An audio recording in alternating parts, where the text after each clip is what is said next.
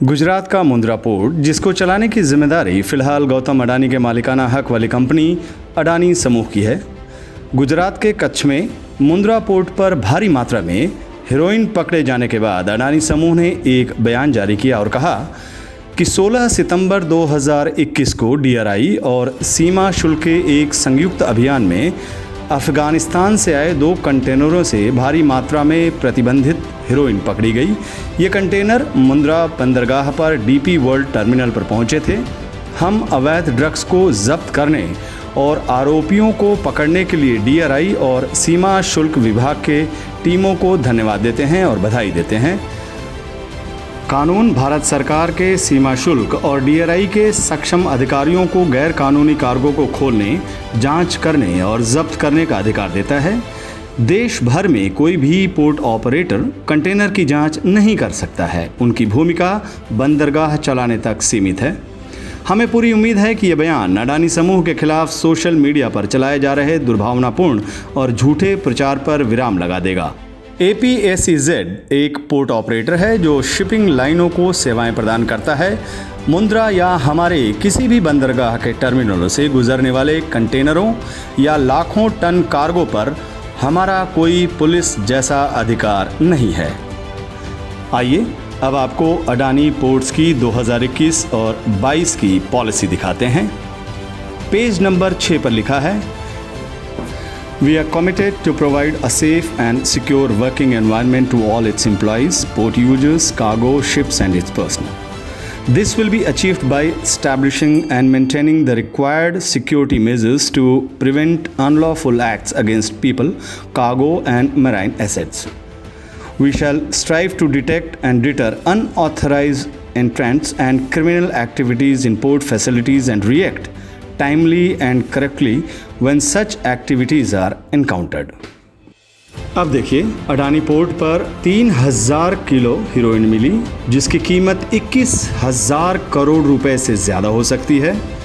और अब पकड़े जाने के बाद अडानी समूह अपने बयान में कहता है कि देश भर में कोई भी पोर्ट ऑपरेटर कंटेनर की जांच नहीं कर सकता है। उनकी भूमिका बंदरगाह चलाने तक सीमित है। मुंद्रा या हमारे किसी भी बंदरगाह के टर्मिनलों से गुजरने वाले कंटेनरों या लाखों टन कार्गो पर हमारा कोई पुलिस जैसा अधिकार नहीं है। लेकिन जब आप पॉलिसी पढ़ते हैं, उसमें अडानी मुंद्रा पोर्ट की पॉलिसी कहती है कि we shall strive to detect and deter unauthorised entrants and criminal activities in port facilities and react timely and correctly when such activities are encountered. अब इस खुलासे के बाद सरकार क्या एक्शन लेती है, यह आज का सबसे बड़ा सवाल है।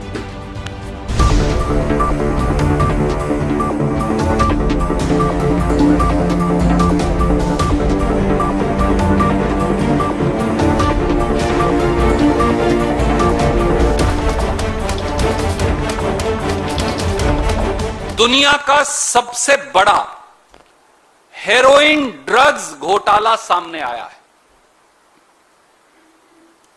1,75,000 करोड़ रुपया, चौंकिए मत, 1,75,000 करोड़ रुपए के 25,000 किलो हेरोइन ड्रग्स कहां गए?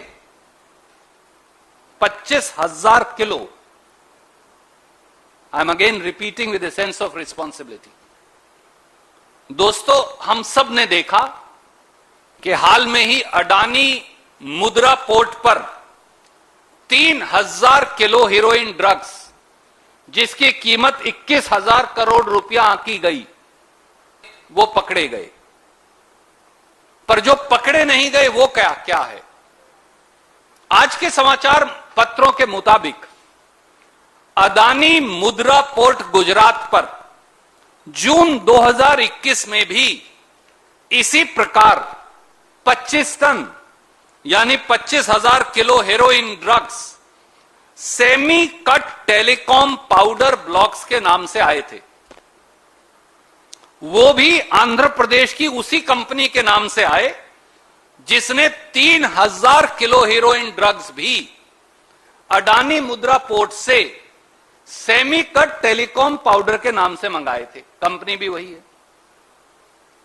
इन 25,000 किलो हीरोइन ड्रग्स की कीमत 1,75,000 करोड़ रुपया है। और हीरोइन ड्रग्स की यह खेप अडानी मुद्रा पोर्ट पर आई और वहां से देश में चली गई, पकड़ी ही नहीं गई। आज ये 25,000 किलो हीरोइन ड्रग्स जिसकी कीमत 1,75,000 करोड़ रुपया है, आज देश के युवाओं को नशे में नष्ट करने में लगी है। याद करिए जुलाई 2021 में भी छोटी थी चाहे 354 किलो हीरोइन 2500 करोड़ की लागत की दिल्ली पुलिस ने भी पकड़ी थी। मई 2021 में भी दिल्ली पुलिस ने 125 किलो हीरोइन पकड़ी थी। इसके मतलब क्या है साथियों? इसका मतलब यह है कि देश में एक बहुत बड़ा ड्रग कार्टेल है जो सरकार की नाक के नीचे फल फूल रहा है। सवाल यह है कि देश में वो मगरमच्छ कौन है जो 21,000 करोड़ और 1,75,000 करोड़ के हीरोइन ड्रग्स मंगवा रहा है और बेच रहा है। जिस आशी ट्रेडर्स के नाम पर आयात निर्यात का लाइसेंस लिया गया, वो तो अब कहा जा रहा है कि वो तो कोई छोटे मोटे एजेंट्स हैं जिन्हें 10-15 लाख का कमीशन मिला था। यानी ड्रग कार्टेल और उसके माफिया खुले घूम रहे हैं। तो क्या प्रधानमंत्री जी जवाब देंगे?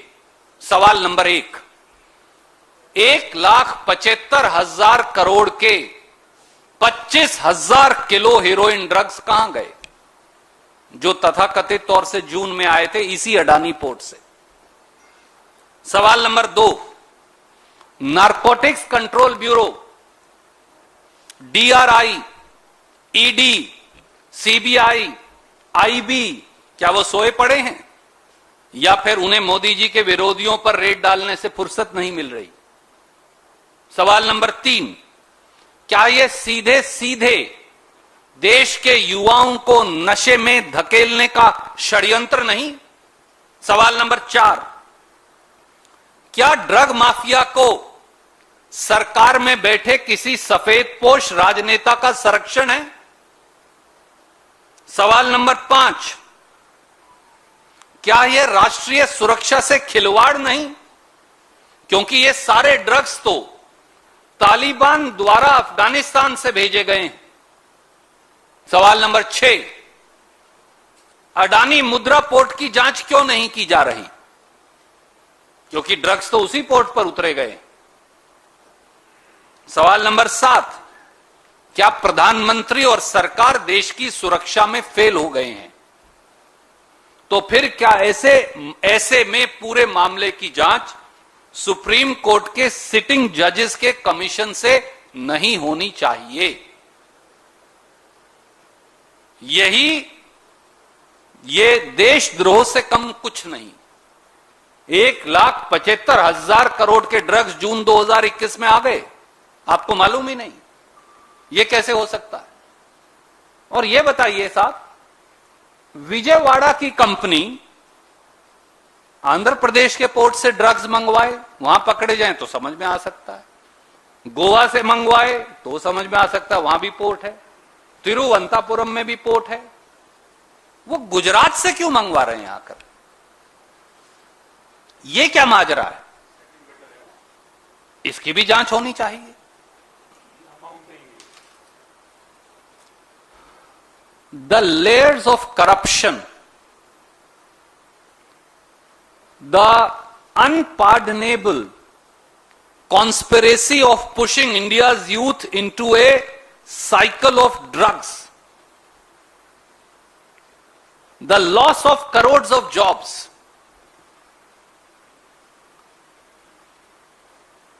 and the responsibility of Modi government is now writ large. The shocking revelations in two simultaneous cases have shaken the conscience of the country and the edifice of internal security in India, as also the law and order machinery and role and responsibility of the government. Firstly, who and why did Amazon company allegedly gave bribes worth 8,546 crore rupees to? It has now come out that e-commerce company Amazon had spent 8,546 crore rupees in legal fees over last 2 years. India's law ministry annual budget is 1100 crores. How can a company's budget be almost 9,000 crore in legal fees? It has now come out that this was money being given as bribe. So the question is very simple. The so-called alleged bribery of rupees 8,546 crore rupee was being given to who in Modi government? Who received this money? Was this money given to annihilate the trade and business of crores of small shopkeepers, small MSMEs and traders, so that companies like e-commerce company like Amazon could take away their businesses and livelihood? 6 companies of Amazon have paid this 8,546 crore rupees of alleged bribes. What is their interrelationship? Who did they trade with? What is their business relationship with many other companies? And how and why was this bribe being given? Will Prime Minister of India raise and demand from his US counterpart that criminal action be initiated in United States for alleged bribery against Amazon? Will Prime Minister of India answer that is this not a serious breach of national security? And considering that government has totally failed, should this matter not be investigated by a sitting judge of the Supreme Court of India? And the second scandal is even more scathing. It is not India's but the world's biggest drug haul appears to have happened right here in our country. 25,000 kgs of heroin drugs worth 1,75,000 crores have been thrown allegedly into the Indian market to tarnish the future of India's youth. We also as to how 3,000 kgs of heroin valued at 21,000 crore was caught from Adani Mundra port in Gujarat. But the same company, citing the same product, has imported 25 tons or 25,000 kgs of the same type of drugs in June 2021 from Adani Mundra port, Gujarat. The value of these drugs is 1,75,000 crore. The biggest ever in the history of the world, perhaps.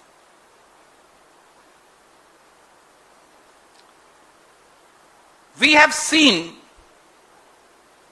that the Ashi traders, which is allegedly whose import-export license was used, now the newspaper reports today suggest that they got 10 lakh odd rupees of commission.